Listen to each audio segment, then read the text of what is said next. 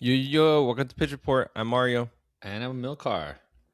How are you, Amilcar? Are you done licking your wounds from this past week or so? Oh, Mario, here we go, It, man. it's mutual. It's mutual. You and I both. Oh man, here the shit talking already started, and we haven't even started the episode, Mario. No, Oh I my was checking gosh. in. I'm a concerned friend. It's a wellness check, Amilcar. It's nothing else. Barcelona lost as well. We're Oh both man, out. yeah, it was rough. It was a rough week, I think, for multiple purposes. I would say, but you had like a 50-50 week, right? Because man, you played pretty well. They beat Chelsea, so Yeah, that was a win for you. yeah, exactly. And I'll take that. And Padres have been playing great for the over a week, like week and a half. They've been on fire, so that's been nice too. Yeah, not even longer. I think what they were won like what 9 out of 10, and they're like Yeah, and right up on the two Dodgers. more So since then. Yeah. hmm yeah, it'll be good. We got the Mexico series, man. Like I'm actually really excited. Did you see the gear for it? No, I have, or maybe I saw some a few weeks ago, but I got it confused with the City Connect. Oh, okay. They have some very cool gear. You got to like look it Oh, up. They have cool. really cool hats and shirts and stuff just for like the two game series against Arizona. Oh, nice. Yeah, so That'll be I got to fun. make it out of Pickle Park, man. Haven't been there this season, so definitely got to make it Dude, same. I didn't go to a game last year in person. at all. Yeah, I didn't make it out. Whoa. I need to change that this year. I know. Yeah, between that and coming to SDFC games, man, your schedule is going to be booked. Oh yeah, it'll be a busy summer. Granted, the way they're playing right now, it's you don't get the FOMO. I feel like that you probably got last year when you weren't going to matches and they just kept winning, right? Yeah, basically, and my schedule has been booked, but not as much as San Diego FC has recently. Although not this past game, I will say. Finally, Yeah, it was I think the first time in 4 matches that they didn't get a red card. So I think that's one positive. If we're gonna, maybe we can pivot the podcast to not just like the first, but maybe we'll just like pivot it to just like positives that we've seen in the matches and not think about the negatives. Maybe that'll change the tide here. yeah. I mean, it'd be a short episode today. I think if we start with the positives, uh, but I mean, unless we're like we want to talk about positives for Real Salt Lake. Diego Luna got a cheeky goal at the beginning. But yeah, ultimately it was like a 4-2 loss at Real Salt Lake. And I think we're officially in a slump, right? Yeah, I think this is what the fifth match or sixth without a win, Yeah. and we lost the last two. We had tied a handful before that, but lost the last two. So yeah, it's definitely rough. And like what we were saying last time, I was telling you, it doesn't seem like there's a lot of hope there, or a lot that we're working with. Like I feel like they look very flat all the time, and they don't look. It doesn't look like they're very creative, and like they're having a ton of goal scoring opportunities. If anything, Real Salt Lake could have had like another two or three. They had like Um, three really clear ones at least. yeah, like one on one with the goalie, and the goalie, like, Yeah. Ferree came out and did well. But I will say the first like 10 minutes or first like 5 minutes of the match, like Ferree could hopefully forget about, because that was just like those first two goals were 1,000,000% his fault. The first pass, I don't even understand what was going on there. Like it was the just he like didn't even seem like he was stressed or anything. He just like tapping it, and like the dude's right in front of you, man. Like, what are you doing? Yeah, it was very frustrating because this is a team that they're basically playing against Ross Salt Lake and then against each other. They just cannot help themselves. Right off the gate, we're down one with like a silly goal. And I was feeling like in previous games that Duran Ferree has been good, but there's been some even saves leading or not saves in previous games where it looked like maybe he could have been a little faster on the ball, or he could have been a little better position, or he maybe seemed unaware. And goalkeeping is very difficult, especially when you're in it and there's a bunch of bodies all around you. So I've been trying to think like, okay, just remember you're seeing it from a different angle. But after like the game this past weekend, I am starting to wonder like he's good for sure, but maybe he needs a little bit more time to develop. Yeah, I mean, the thing is, after those 10 minutes, he has some massive saves, like one-on-ones that like Yeah, he he has some did. great saves. But yeah, that first one, what are you doing? The second one, I mean, it was near post. I don't know how it was a header. Sure, it was like a decently strong header, but you have like 10 degrees to cover there. And it's really like the thing you Yeah. can't do as a goalie is give it to your near post. Like, how does it go right between your legs? That's why I was just like, this is ridiculous. And when you're down 2-0, it's coming back. And on that one too, the placement I know was like to his legs, but it almost looked like he forgot he could use his hands. I don't know. It was like a funny looking play. It was just a little bit strange. He, like you mentioned later on, he did make up for it, making really good saves. But at that point, like the difference was it would have been it was a 4-2 versus like a maybe 6-2 game at that point. We weren't really that in it anymore. No, the interesting part though is that I'm kind of trying to figure out. I was like, what happened to Pablo Cisniega and what happened to CJ Dos Santos? Like, what like those guys? I know Cisniega like was kind of maybe injured, but then I don't know if Ferree has now superseded him and he's above him. But CJ Dos Santos, I saw maybe like less than a month ago, he was starting to like Yeah. get back into it and play, but like Dos Santos was basically like lights out. He wasn't making any mistakes. Like they could play out the back really, really confidently with him. Whereas like Cisniega is better, but Ferree, I feel like he struggles a little bit playing from the back. Like I said, great saves, but some of the initial touches and stuff are tough. And so like, what happened, dude? Like you got the third string goalie. Now he's just like the starter. Yeah, I believe CJ Dos Santos is still working his way back from his like third injury. I feel like that guy's like just really just taking a lot of like pretty hard hits. And You Pablo get kicked in the face Cisniega, once, Mario. Come on. yeah, they broke his cheekbone, and then Yeah. some other thing happened. Yeah, no, I wasn't joking. Like he's had a rough go at it for sure. Yeah. Pablo Cisniega, I didn't know what happened to him. It seems like he had a baby earlier this month, so congratulations to him and his growing family. That's awesome. But yeah, other than that, from like the soccer standpoint, no idea either. I mean, it's cool. Duran Ferree's a local kid, so like that's awesome. Like, Yeah. he's But a I think like what teenager you still. were getting to is like he needs a little bit more time, right? And that's fine, but like I think we don't have the goal scoring that we had or opportunities that we had last year. Similar players, but just we don't have that as many goals. So one mistake, two mistakes like that seal the game for you. Totally. And yeah, it's been a very different team. We might need to reinvent ourselves or tweak something because we're playing from the back. It's just not working right now. We're having very little control in the midfield. And when we do get plays that we are able to feed from the midfield, we are getting goal scoring opportunities, which I saw maybe 2 or 3 in this most recent game. But I don't know. I think there's just something that's not quite working right now. And maybe it's a team that's had a lot of either red cards or injuries. So they haven't had a lot of they haven't really have had a core, like a consistent one, which speaks to like that this team is still pretty good, that they can be competitive, but you have to win if you want to ultimately have a successful season. And right now we're sitting in ninth, so technically in playoff spots, but it's a long season, so there's time to adjust, and I think we need to do it sooner than later. Yeah, and the epitome for me of how the season's gone so far was the last play of the game where Pellegrino had basically a wide open shot, and I mean the goalie had a great save, but it was like, come on, man! Like those are the ones that like you just expect your striker to just put away. I mean, and it wouldn't have done anything other than just it would have been 4-3 instead of 4-2, but just like that is literally the epitome of how I feel like the season's been going. Like golden opportunities that aren't taken advantage of. The few that are there, we have to be clinical and we have to be able to finish them. Totally, like similar to Pablo Cisniega. Where has Pellegrino been? Like, and that guy's on the field too. Like he came in like super hot last year, second half of the season. They said he like reignited his career. He's like in like his mid-30s, and this year I have no idea. Like he's just really been very absent. No, I know it's been frustrating, and that's we need like a clinical finisher. Not that I'm honestly not the biggest Pellegrino fan. The one thing that frustrates me with him is that he's like 6'3" or 6'4", but he's never in the box. Not once have I seen him take a header.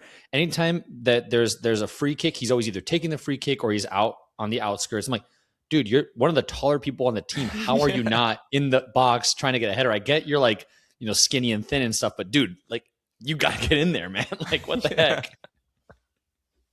heck? I need to keep an eye out for that. I hadn't noticed it, but now that I'm thinking about it, I don't think I've noticed really Oh, it'll frustrate him you, Mario. go for a header or anything. Yeah. It's so annoying. It literally frustrates the crap out of me. So, whatever. Anyways, point being, that was the epitome of the season. Good part is we got 2 matches this week. We got one tomorrow against the Dynamo and then one on Saturday. So Dynamo away. And then we have, the Timbers coming in to Snapdragon. Both those teams are below us, not much, but they're a little bit below us right now. So hopefully this could right the ship and kind of get us going, get us in a good groove of back to our winning ways. And maybe that's all we need, just like 1 or 2 games here just to kind of get the groove back. Yeah, hopefully Timbers have been a fun game for us. I feel like we've played them pretty well. I think we played them 5 times last year, which is crazy. So it's definitely a It's winning the playoffs, foe. right? Yeah, I think we had the 3 games we had to play them in the playoffs. It was like the last match of the like year that. and then the 2 playoff ones, right? I think it was 3 playoff ones. Oh, really? Oh, wow. Oh, yeah, because it was the first round remember, where it was that weird thing. Yeah, and then when you tie, you go to penalties, and then they beat us in penalties, so then we have to play them again. So, yeah, I think we played them 5 times last year. Yeah, that was our first year of trying to like really figure out what the heck this like playoffs was for the first round. Meanwhile, we've played Miami 0 times, and we haven't gotten to see Messi yet. I know. Honestly, by the looks of it, if we don't get him next year, I mean, that might be a goodbye dream here of him going coming to San Diego at least to play. Yeah, but who knows? Maybe I will say if San Diego gets a big name player, and then maybe he'll end up coming out here. I really think that's why they play LAFC in LA. Like they know the MLS knows what they're doing. They want those big name matchups. Apple TV knows what they're doing. Yeah. Exactly. So hopefully we get a big player like that once Chucky, figures his life out and goes somewhere else. We can get a big name player and then we can hopefully have that matchup and revive all of our rivalries, I guess that we kind of self-proclaimed rivalries we started last year. Yeah, I mean, I think MLS is primed to get some big name players following the World Cup. A lot of them will announce like their international retirement, or at least a few. So it'll be cool. Hopefully, we end up getting one of them.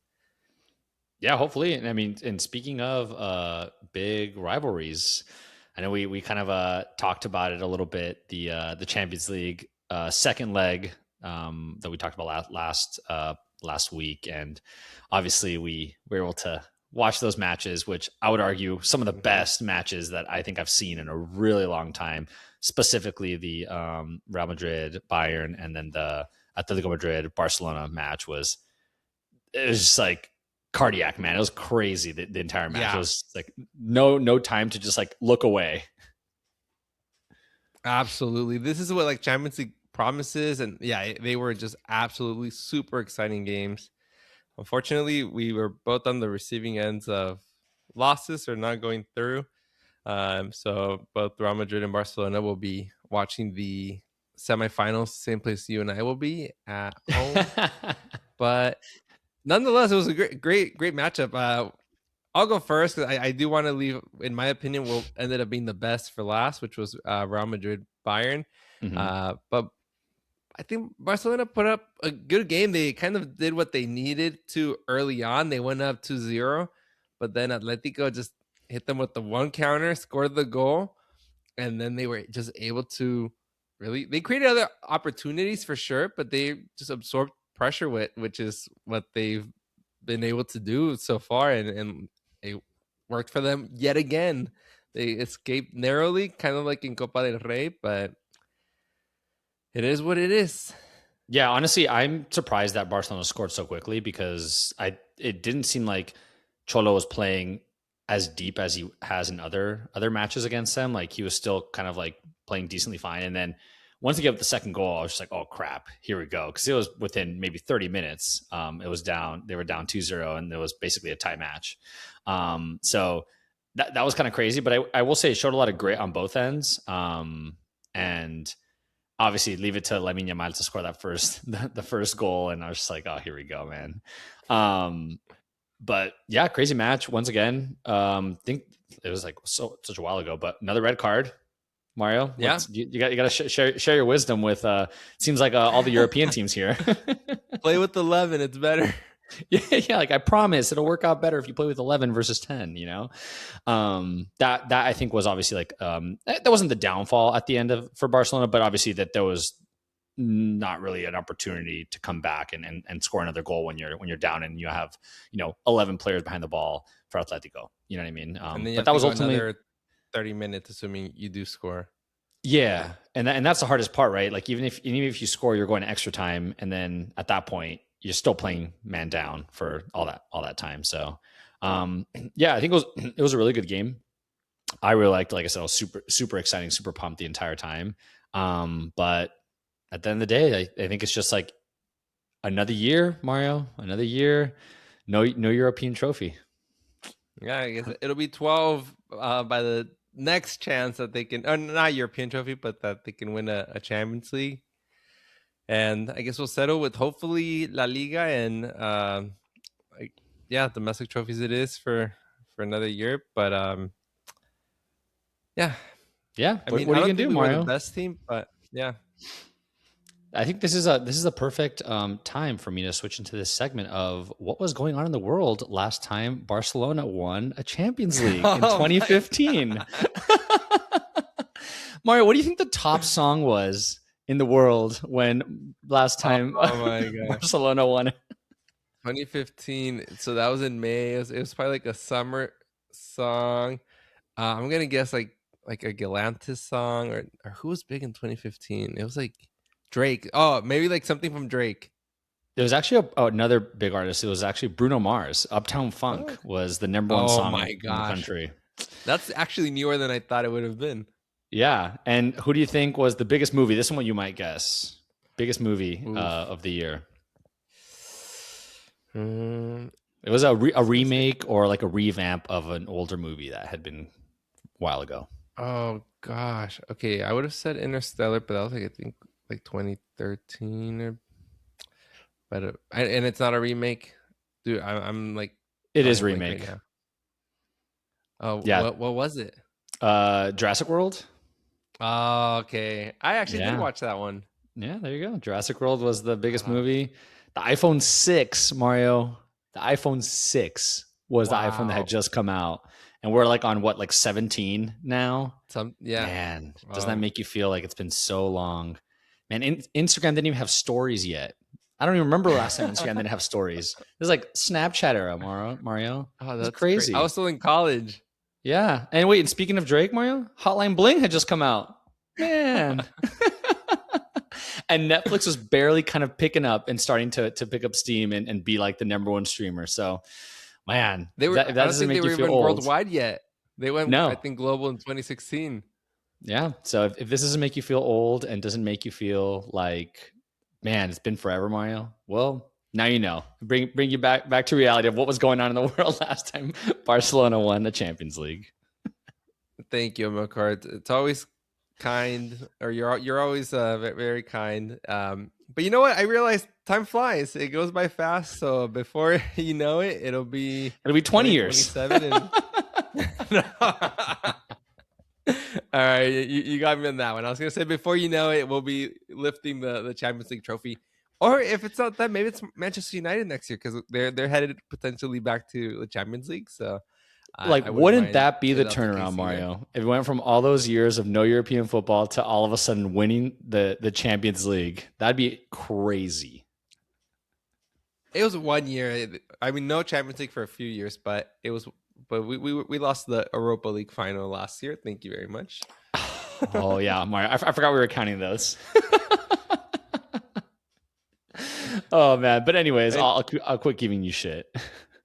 I wish I had like a Whittier come back to like, oh, when did Real Madrid, like, what was number one? But it was what was going on in like 2023.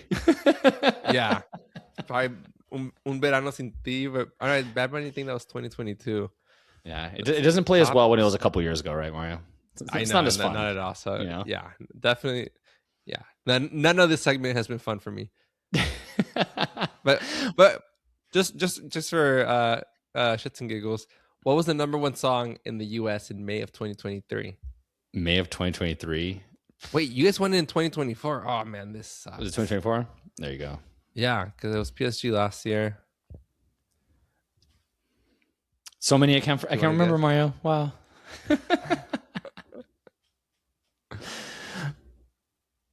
Well, while you're There's looking that up. two. No, I have it if you want to Oh, you have it guess. already? Oh, okay. Oh, the Yeah. number one song. Oof. This is like what last, I guess not last year, the year before. I'm terrible with music. It involves one of the musicians we were just talking about. Drake. Yeah, Oh, it Bruno involves Mars. him. It's no, It involves Drake. Oh, it's oh my God, Kendrick Lamar. I don't know what. Yes. Yes, Not Like Us. Not Like Us. Yeah, there we go. I love how I immediately went to thinking of features, but then you said it involves him. I was like, all right, it's probably the diss track. That song was big for a while too. Honestly, like the whole Super Bowl, everything. Mm-hmm. Yeah, crazy. But anyways, I guess I thought you were gonna be like, yeah, that tracks because you're not like us. Oh, see, Mario. I'm not. I'm you not had as the layup, witty. Amilcar. You had I know. the layup. I know. I really got to work on my dad jokes and my like punny jokes, Mario. I gotta be hanging out with you a little more. Come on. But anyways, I guess we can turn the tide a little bit and talk about Real Madrid losing the match against Bayern Munich. That was probably one of the craziest matches I have watched outside of maybe the Real Madrid Manchester City match where they kind of came back and won last second in extra time and stuff.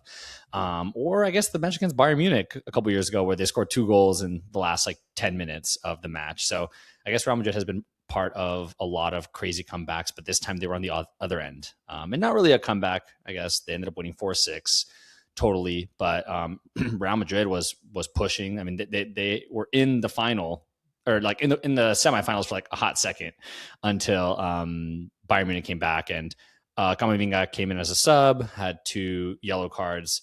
The second of which I think was, I mean, it was harsh because he like grabbed the ball and kind of took it and then threw it, So I think that it seems like from like the videos I've seen and stuff, it almost seems like the ref forgot that he had given him a first yellow card and then kind of realized and was like, oh shit, like I wouldn't have given that second yellow card if I knew if it was like a red, but it was too much. It had been done by then, and then he ended up giving that red card, which I think that obviously changed the match. And then they scored like a couple minutes after that.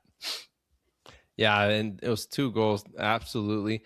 And not to criticize the Real Madrid players, but I think in that sense, Real Madrid, I know you're tired, you're late in the game, but you want to change your approach to the game. That means you're going to have to drop back a little bit more. You still have to press because you're trying to chase or like score, but I think that small adjustment maybe would have benefited them to go into at least overtime or extra time. Sorry. Mm-hmm. Yeah, and it was a pretty hard fought match, which is it was almost more frustrating for me because when you watch them play against teams like Bayern or PSG or these big teams, they play them so well, and then they lose against like Girona in like La Liga. You're like, what are we doing here? Like you could play like this, but then you just turn around and play this like not great team, and you just play down to them so much. And so it was frustrating, but I think there's a lot to learn. And I think there was a lot of frustration from everybody and just kind of the way it happened. I don't even think it was as much this Bayern match and just not winning that. Cause I think, I'll get your opinion, but I think Bayern's probably the team to beat just based off how they played this match and kind of leading up to it. They've pretty much dominated. I think this Real Madrid match was the most maybe unsteady that I saw them. And even then they finished it off in like, pretty strong fashion at the end. So I think they're probably the team to beat. So it's not necessarily that we lost to them, but it's just like the way the season's gone. It's just been so many ups and downs and way more downs than ups. And, and La Liga's basically almost over. So it's just very frustrating back-to-back years of like nothing. Yeah, especially, well, I guess I'll start first with Real Madrid in Champions League. This performance did not disappoint with the Real Madrid that we see in Champions League. You mentioned they haven't had their best La Liga season, probably going back to the past 2 seasons, but they've still really shown up in the Champions League. We talked about how Barcelona got into it really quick. Real Madrid were in it after a minute. Like sure, like Manuel Neuer like messed up, kind of similarities like with San Diego FC, but Mhm. they were in it quick. Like they, it was just like basically as advertised. Real Madrid brought the fight, made it really difficult, and yeah, I don't know if there's like a mentality with Real Madrid where like for them the season is Champions League, and then the La Liga fixtures it's kind of like okay, and then that's okay. Who are we playing this week? Okay, cool. But like the main focus, I don't know, something about how they handle Champions Leagues needs to be studied because it's just very you get two total different levels of play against very different teams, like you just mentioned. So I think yeah, they played them really well. And to your point, I do agree that Bayern Munich is the best team. That's what I predicted in our beer episode, which you should check out if you haven't watched already, that they would win the Champions League. Uh, but I think what I saw in this past game is that they were what's it called? They were against the wall, or they were in a really tough position where they had to fight back, and they actually did it. And I think that's a very strong component in a team. Like a lot of times, you kind of breeze through the earlier stages of the tournament, and then you have to kind of have these moments where like, okay, are we going to step up to the challenge? Because I think at some point in the game they might have been getting into their heads a little bit, and they had to overcome that and ultimately come up with the win.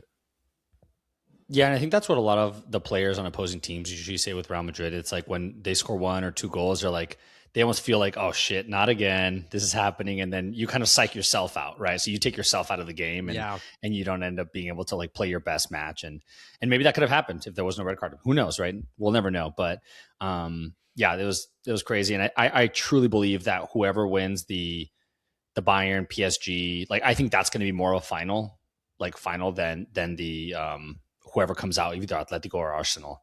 Because I guess we can kind of I guess shift to the other two matches, which were a little bit less exciting. One, just because PSG just completely outmatched Liverpool, and we kind of saw that coming. It was 2-0 both legs, so 4-0 total. Light work. That's all I can say of that one. PSG didn't even seem like they were flustered at all. What were your thoughts on that game? yeah, I think you summarized it pretty well. Only thing I'd like call out too is Ekitike tearing his Achilles. His heart goes out to him. Anyone that's gone through that injury, I always I try to wonder if like you know look up the anybody. I don't videos and know. just. But I mean, and missing the World Cup too. He's a young Yeah. guy. But yeah, I agree with you. It's basically between PSG and Bayern Munich. Yeah. And then the other match was the Arsenal Sporting, which if I'm an Arsenal fan, like Jesus says, we're like, is so concerning that you win 1-0 and then you cannot score another goal in this match and you're barely beat Sporting 1-0. Nothing against Sporting, but they're not Atletico, Barcelona, PSG, Real Madrid. Like they're not those teams. So if you cannot get another goal outside of that, I would be very, very concerned. And I really don't see them getting past Atletico. And it's just crazy to think of how poorly they're playing. And it's almost like they're barely making it past every round. And they just look like they're going to fall anytime. Yeah, absolutely. Arsenal's really having an interesting. We've talked about like the mentality of it. I think they're so far into each other, into their heads right now. Not only I didn't even watch the game because I saw the scoreline 0-0. I'll be honest, I didn't even bother watching the highlights.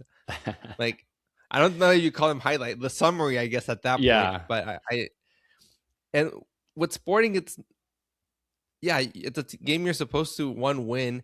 It also would have been a really good way to go into a really tough matchup with the confidence of like, hey, we just got a Champions League win this week. Now we're gonna go and fight for this title against the team that's chasing us in Manchester City.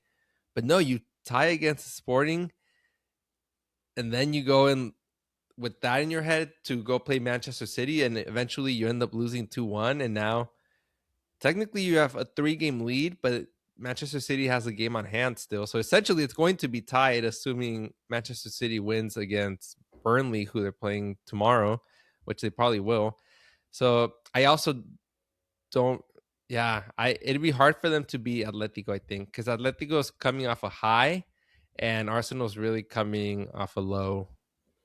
Yeah, and I think Arsenal just looks very disjointed, like the way they're playing. Honestly, it reminds you a lot of like SDFC, kind of how they're playing. They just like seem like no one really Yeah. knows what's going on. They're all just kind of like playing for themselves, scrambling around, like, and it really comes back and it keeps haunting them. I feel like year after year after year, like not having a proper number 9, like a proper striker, keeps haunting them. And I think that's once again where we're at right now. Like, yeah, they can defend, but if they can't score a goal on the other side, like all it takes is one counter, like you saw with Barcelona, right? Like one counter and then the game's over, if you can't score a goal. And that's I think the most alarming part for me.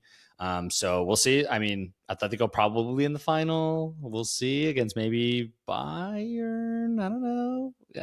What are your thoughts for and I guess we can leave that till next week maybe, because we have till 2 weeks, I think, till the 28th is when they're going to play the next round. So maybe we'll do a little soul searching and figure out who we think is going to be in the final, even though I kind of gave you my 2 cents already there.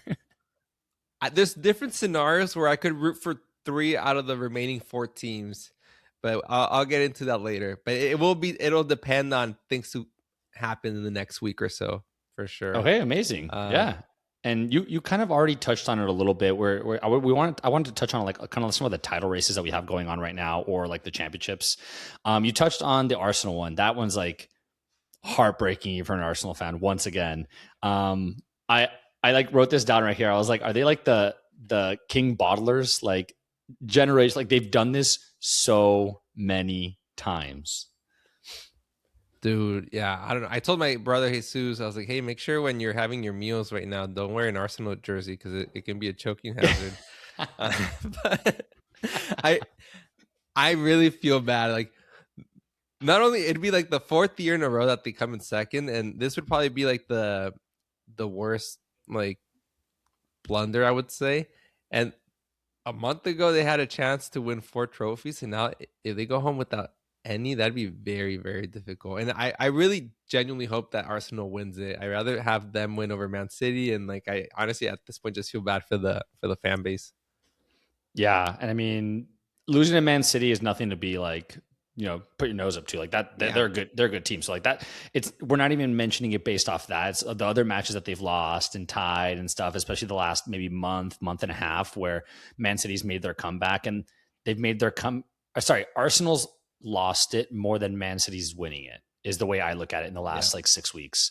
And like we talked about, I guess they don't have the switch that like Real Madrid has. They're just playing that kind of like steady below average level of football across both competitions, the league and the Champions League. Granted, they're still in first place and they're still in the league. So we're talking smack, but they could end up having 2 cups, right? The 2 trophies. So, you never know, but it just doesn't look promising. And for Man City also to start the way they started and to end up potentially even being this close. And like you said, assuming they win, which likelihood is high tomorrow, they'll be tied. Right. And so then at that point, it's anybody's game. And the way Arsenal's playing, it just doesn't seem like it's going to be promising for them. But yeah, another team that took a little bit of a title blow, but still a little bit safer, is PSG. They lost to Lyon 2-1, and they are now they're up by 1 point, but they have a game in hand, so they'll be able to potentially be up by 4. What I'm most surprised about in Lyon is that it's this close. Usually you hear PSG like 4 months before they already won the league, it's over. And like, it goes to show how it's becoming a lot more competitive, and you're having like Lyon, Lille, like other teams like that are actually kind of pressing them a lot. Yeah, I usually see this in the German league pretty similar, in the sense that you have like one giant, PSG and Bayern respectively, and then okay, there's going to be maybe 1 or 2 other teams that make it a little bit interesting. And how long can they keep them from winning the title, which is usually the case. But yeah, right now it's getting down to the wire. And in these scenarios, I usually want the new team to win. So it'd be awesome if Lens wins. So I really hope that's what happens. Probably PSG will hold on. I think it'll depend on how far maybe they make it into the Champions League as well. But for me, it'd be cool to just have a different team win it. Yeah, and it's one of those things that we talked about last year where they're going to have to now kind of keep their eye on both title races, right? The Champions League and Ligue 1. They're not going to just be able to say, all right, let's just rest Ligue 1 and we're going to play only the Champions League. So that could potentially hurt them on both sides. Who knows? I mean, there's still a good amount of league left. But speaking of Bundesliga, like you mentioned, Bayern officially, congratulations, won the Bundesliga this weekend, which they won it with, I think it was 4 weeks left in the season. So congrats to them. Also, still a little bit later in the season, but you got a month, and now they can focus solely on Champions League football. Yeah, another reason for me to think that they're favorites to win it, the Champions League, that is. Totally. And the last one I wanted to touch on was kind of a heartbreaker for Atletico Madrid. They were in the Copa del Rey final. They had beat Barcelona in the home and away. And then they got beaten penalties against Real Sociedad, who won the Copa del Rey 2 times the last 6 years. Haven't really won anything else outside of that, but had some of their OGs come up and show out and play really well. And they beat Atletico in penalties. Yeah, good for them. I see usually the La Liga, like if you're not Barcelona, Atletico, or Real Madrid, these are the trophies you can aspire to, have a good deep run at them. And so good for Real Sociedad. It'd be cool for Atletico to have Griezmann win a trophy this year as he's leaving at the end of the season. But yeah, I think it's nice when there's a distribution of silverware, I like to think. Yeah, and it still continues to drop for Atletico Madrid. I think they thought they probably had one there, especially like you said, riding the high that they had from Barcelona earlier in the week, and probably thought they had the win there. But still titleless, and we'll see if maybe the Champions League is the next one that they're going to go for. Yeah, I think they're well positioned to make it to the final. I did want to have a moment of silence for Leicester City that was relegated today to League One. So that's the third tier of the English football pyramid. And we're about a month away from the 10-year anniversary that they won the Premier League, which I think goes to show, and spoiler alert, but if you listen to our episode where we ranked the top 25 moments in soccer in the last 25 years, that was a moment I put as number one, just how big and monumental that win was. It's like a very small team, so much so that now they're going to be in the third tier of the Premier League or English football.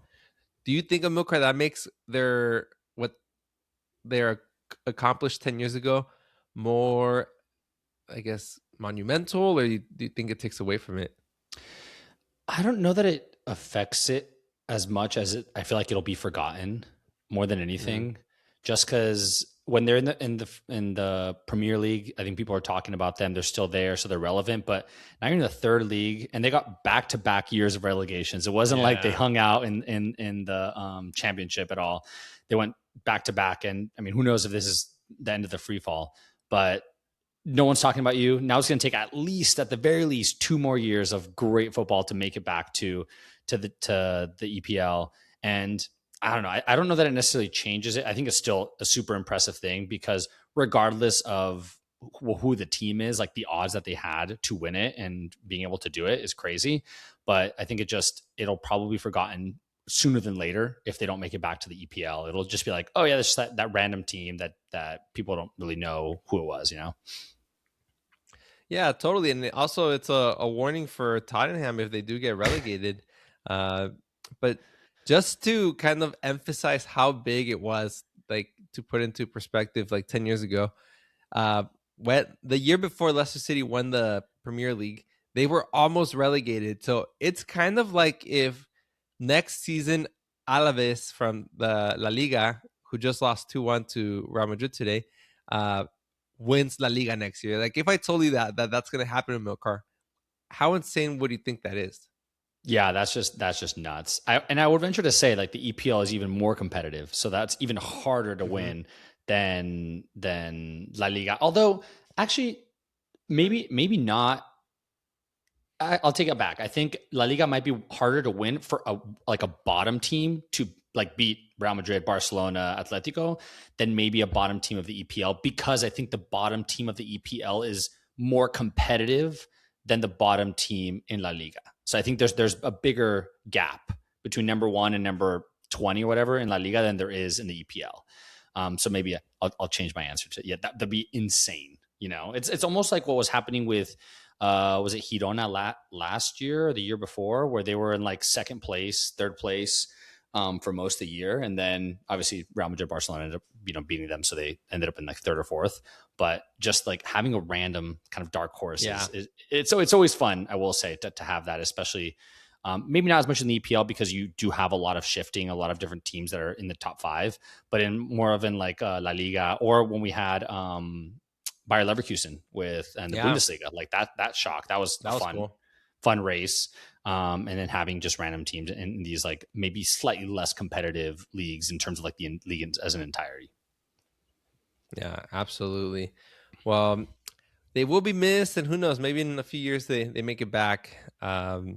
And as we wrap up, we just want to invite you to check out our most recent episode. It was our pitch report madness non-alcoholic beer bracket challenge.